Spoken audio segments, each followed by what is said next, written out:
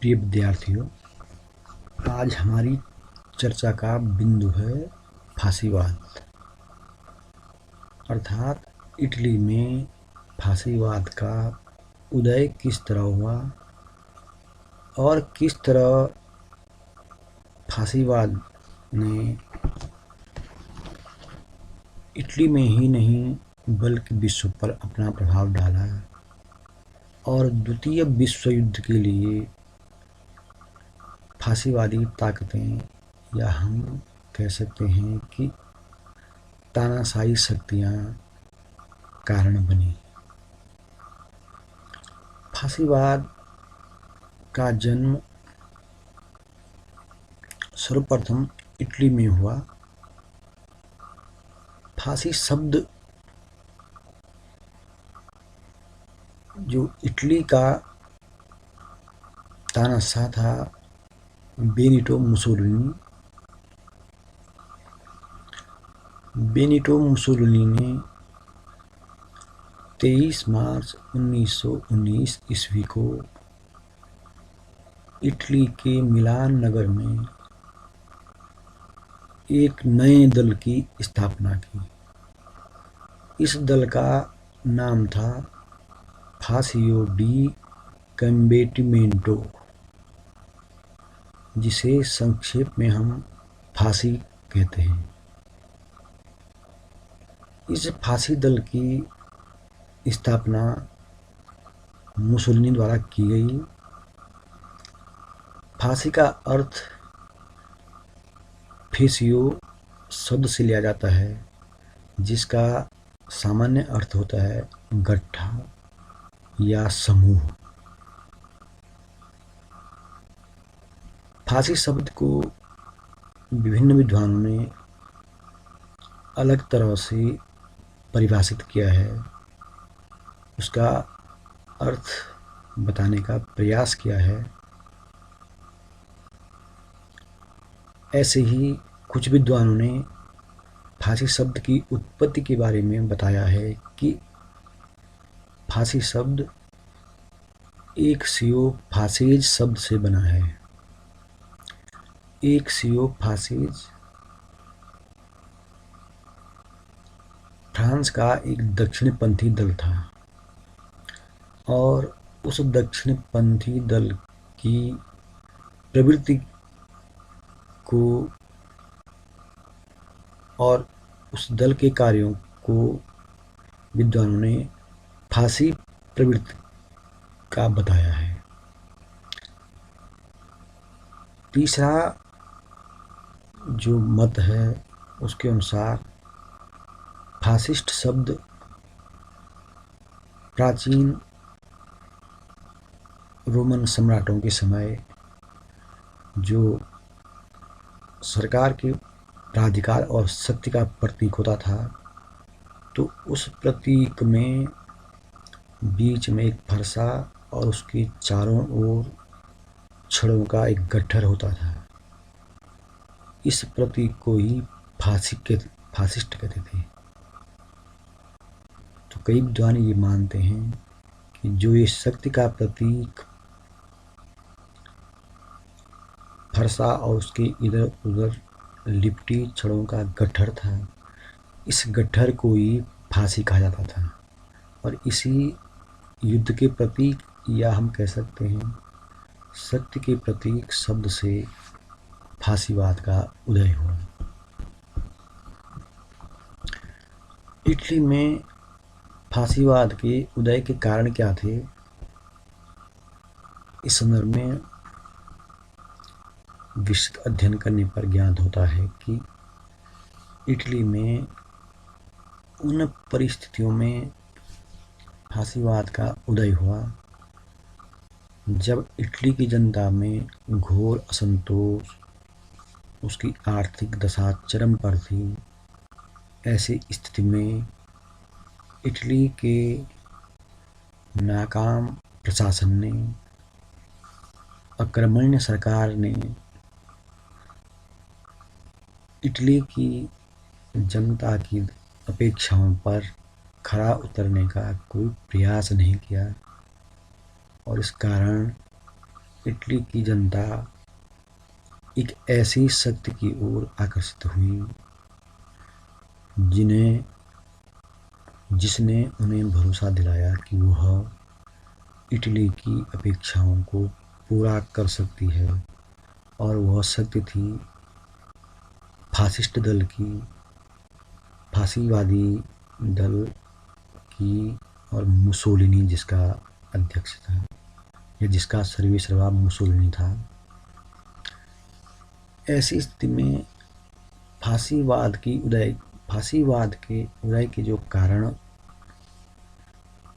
तत्कालीन इटली में दिखते हैं, उनमें पहला कारण है इटली की जनता में असंतोष। दरअसल प्रथम विश्व युद्ध के पश्चात जो पेरिस शांति सम्मेलन हुआ, उस सम्मेलन के तहत विजेता राष्ट्रों में मात्र इटली ही एक ऐसा राष्ट्र था जिसे उसकी अपेक्षाओं के अनुसार कुछ नहीं मिला, या हम कह सकते हैं बहुत कम मिला, जो उसकी अपेक्षाओं को पूरा नहीं करता था।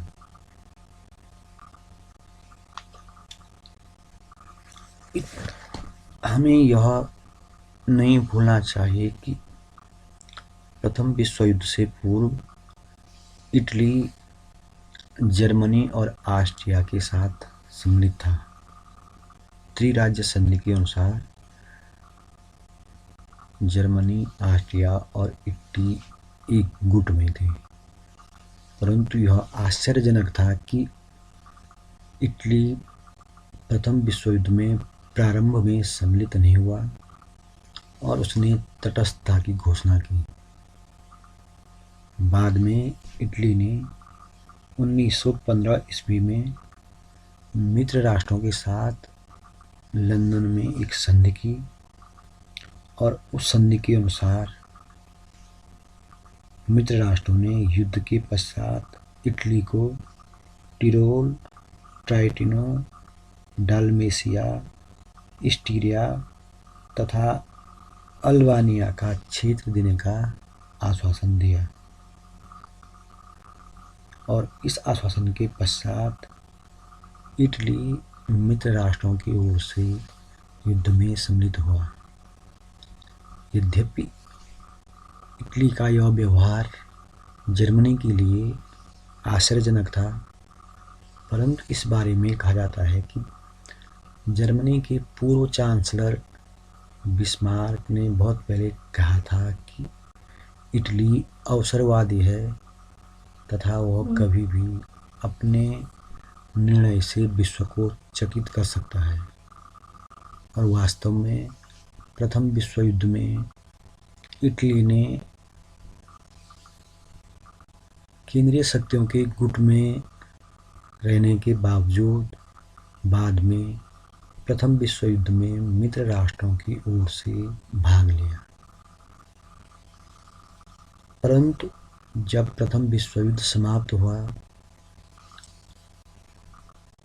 तो पेरिस के शांति सम्मेलन में इटली को उसकी अपेक्षाओं के अनुसार बहुत कम क्षेत्र मिला।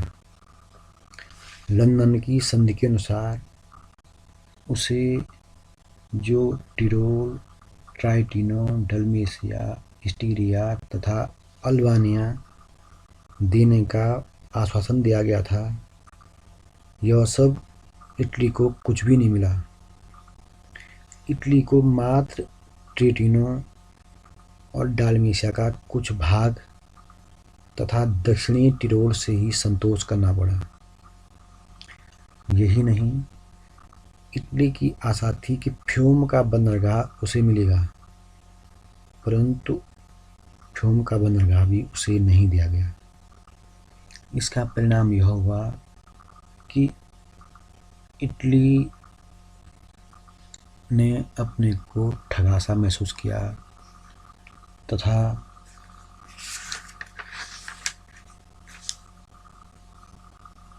इटली ही एकमात्र ऐसा देश था जिसे पेरिस के शांति सम्मेलन से घोर निराशा हुई। अर्थात विजेता राष्ट्रों में इटली ही ऐसा देश था जिसकी अपेक्षाएं पूरी नहीं की गई, और यही नहीं, उसके साथ अपमानजनक व्यवहार किया गया। इससे इटली की जनता में घोर निराशा व्याप्त हुई और वह अपने देश की सरकार के प्रति निराश हो गई। यह असंतोष इटली में निरंतर बढ़ता गया। दूसरा महत्वपूर्ण कारण था इटली की आर्थिक दुर्दशा, जिसने इटली में फासीवाद को पनपने का भरपूर मौका दिया। इटली ने प्रथम विश्व युद्ध में अपनी क्षमता से अत्यधिक व्यय किया। इस कारण उस पर राष्ट्रीय ऋण का बोझ भी बढ़ गया था। इटली ने लगभग प्रथम विश्व युद्ध में 12 अरब डॉलर व्यय किया। इससे इटली की मुद्रा का इस मूल्य 70% कम हो गया। वस्तुओं के मूल्य बढ़ गए। यही नहीं, इटली ने प्रथम विश्व युद्ध में 6,50,000 व्यक्ति खोए और 10 लाख घायल हुए, परंतु उसे केवल 9,000 वर्ग मील प्रादेशिक लाभ ही हुआ, जबकि उसकी जनसंख्या में 16 लाख की वृद्धि हुई। इटली ने इतना अधिक प्रथम विश्व युद्ध में व्यय किया, परंतु लाभ उसे ना के बराबर हुआ। इससे इटली में बेरोजगारी, मुद्रा अवमूल्यन, उद्योगों का पतन और राष्ट्रीय ऋण का बोझ बहुत अधिक बढ़ गया। इटली की जनता चाहती थी कि इटली की सरकार इटली की अर्थव्यवस्था को सुधारे, परंतु इटली की सरकार ऐसा करने में सक्षम नहीं थी, जिस कारण जनता ऐसी सरकार की अपेक्षा करने लगी जो उसकी अपेक्षाओं को पूरा कर सके। तीसरा महत्वपूर्ण कारण था इटली में समाजवाद का प्रचार। प्रथम विश्व युद्ध की घोर निराशा के बाद इटली का झुकाव समाजवाद की ओर हुआ और साम्यवादी रूस की बोल्शेविक क्रांति के प्रति इटली के लोगों का स्वाभाविक झुकाव हो गया। इटली में सर्वत्र लेनिन चिरंजीवी हो ऐसे नारे गूंजने लगे।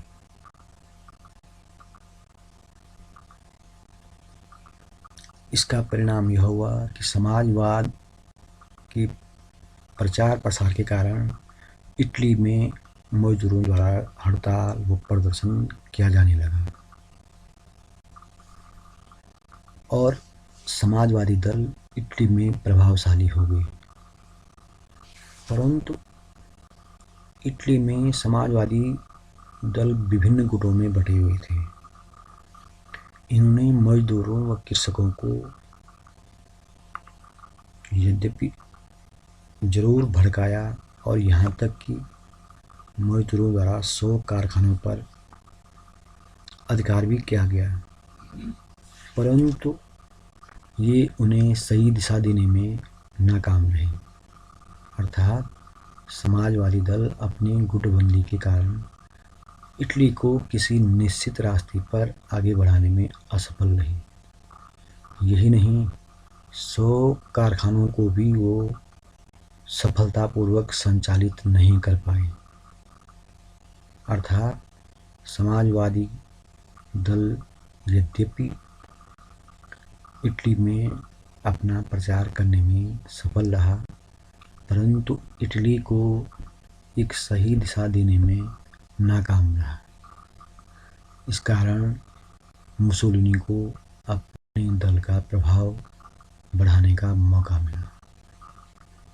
चौथा महत्वपूर्ण कारण है विरोधी दलों में एकता का अभाव।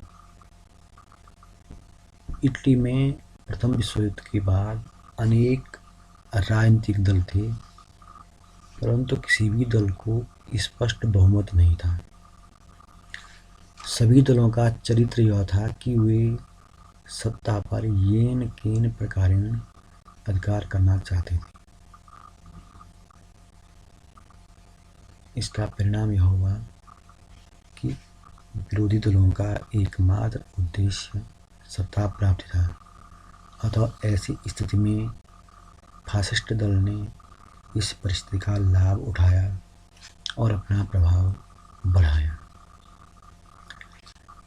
पांचवा महत्वपूर्ण कारण था इटली में भविष्यवादी आंदोलन का प्रभाव। एक प्रसिद्ध विचारक मेरेनेटी द्वारा भविष्यवादी विचारधारा का इटली में जोर शोर से प्रचार प्रसार किया गया। मेरेनेटी के अनुसार प्रजातंत्र, उदारवाद, शांति आदि सिद्धांत दकियानूसी और पुराने थे। मेरेनेटी युद्ध को मानव जीवन की आवश्यकता मानता था तथा उसका मानना था कि युद्ध संसार के लिए अनिवार्य है।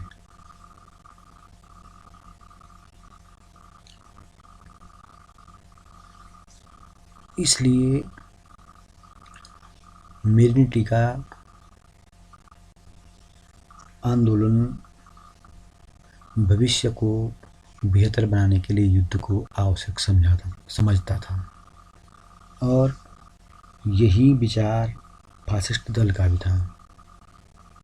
मुसोलिनी स्वयं के बारे में कहा करता था कि यदि मैं आगे बढ़ूं, युद्ध में आगे बढ़ूं, तो मेरा अनुसरण करना, और यदि मैं पीठ दिखाऊं तो मुझे समाप्त कर देना।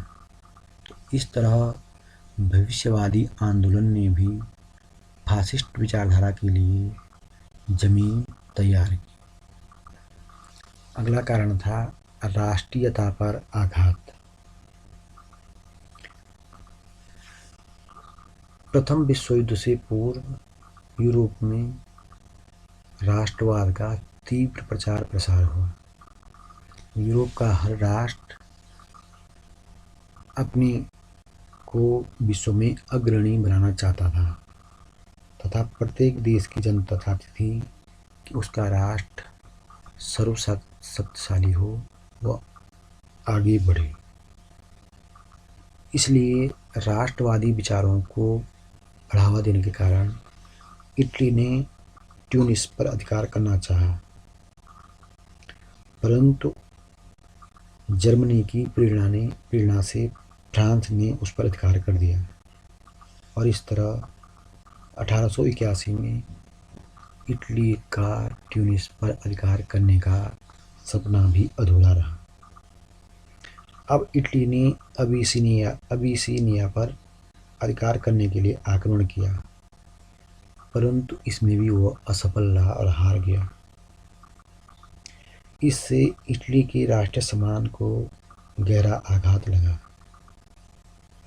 अब इटली जब प्रथम विश्व युद्ध में सम्मिलित हुआ तो लंदन की संधि के अनुसार इटली ने अपने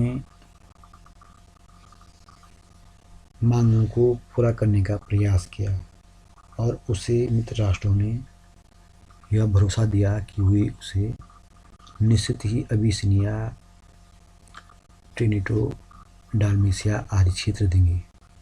परंतु प्रथम विश्व युद्ध के बाद इटली की अपेक्षाओं को जो आघात लगा, उससे इटली की जनता ने अपना राष्ट्रीय अपमान समझा और ऐसे समय में फासिस्ट दल ने इटली वासियों की आकांक्षाओं की पूर्ति करने का प्रचार किया इससे इटली की जनता को लगा कि फासिस्ट दल ही उनकी अपेक्षाओं को पूरा कर सकता है और इस कारण इटली में फासीवाद को बढ़ने का मौका मिला। अगला कारण है हेगेल के सिद्धांतों का प्रचार।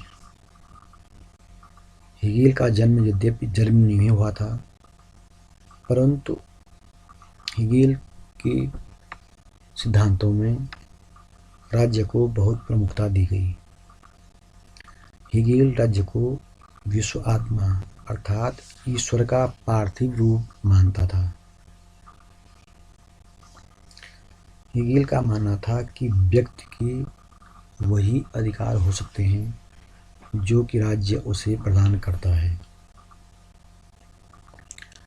राज्य के बिना व्यक्ति का कोई महत्व नहीं है। इसका अर्थ था कि राज्य के अंदर ही सब कुछ है और राज्य के बाहर कुछ नहीं है। यही विचारधारा फासिस्ट दल की भी थी। फासिस्ट दल का उद्देश्य भी यही था कि राज्य प्रमुख है, व्यक्ति नहीं। और इन हेगेल के इन विचारों से भी फासीवाद को बढ़ावा मिला। अगला और सबसे महत्वपूर्ण तात्कालिक कारण है इटली में तत्कालीन सरकार की अयोग्यता व अकर्मण्यता। उस समय इटली की स्थिति बड़ी शोचनीय थी। पेरिस के निर्णयों के विरोध में इटली की जनता में व्यापक असंतोष था। देश का आर्थिक ढांचा चरमरा गया था। कृषि, उद्योग, व्यापार, वाणिज्य सभी का ह्रास हो रहा था। समाजवादी दल के सहयोग से श्रमिकों ने विद्रोह कर लगभग 100 कारखानों पर अधिकार कर लिया था, परंतु सरकार ने इन विद्रोहों को दमन करने का कोई प्रयत्न नहीं किया। अर्थात सरकार द्वारा विद्रोह को दबाने का कोई प्रयास नहीं किया गया और न ही जनता के बीच व्याप्त असंतोष को दूर करने का प्रयास किया गया। सरकार की इस अकर्मण्यता के विरोध में साम्यवादी दल के किए गए कृत्य अर्थात 100 कारखानों पर अधिकार को भी सरकार कोई कार्रवाई नहीं कर पाई और श्रमिकों द्वारा 100 कारखानों पर अधिकार कर दिया गया। सरकार की इस अकर्मण्यता का लाभ फासिस्ट दल ने उठाया, जिस कारण फासिस्ट दल की लोकप्रियता बढ़ती गई और उसके दूरदर्शी कुशल नेतृत्व के कारण गणतंत्रवादी सरकार का पतन हो गया और मुसोलिनी के फासिस्ट दल को सत्ता पर नियंत्रण प्राप्त हो गया। इस तरह इटली में फासीवाद का उदय हुआ।